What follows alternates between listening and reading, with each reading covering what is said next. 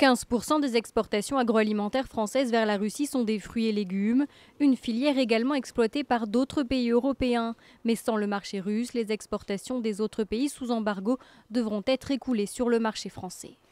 Aujourd'hui, nous retrouvons déjà de la tomate polonaise à 20 centimes d'euros le kilo en France.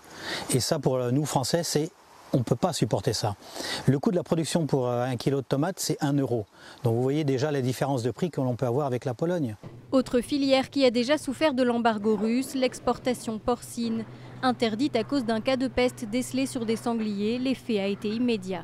Normalement, l'Europe exporte environ 750 000 tonnes de viande par an en Russie.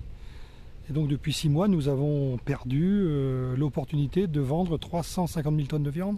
À titre personnel, j'estime avoir perdu plus de 30 000 euros sur mon exploitation agricole depuis le mois de janvier. Les syndicats des exploitants agricoles chiffrent déjà les effets de l'embargo russe. Ça va chiffrer en centaines de millions d'euros pour la France parce que je rappelle que nos exportations aujourd'hui, c'est près d'1 milliard d'euros, vin et spiritueux compris. Donc évidemment, ça fait beaucoup d'argent. Et c'est surtout des marchés que nous craignons de voir perdus pour un long moment. La FNSEA, principal syndicat agricole, a demandé à rencontrer François Hollande et l'ambassadeur de Russie en France.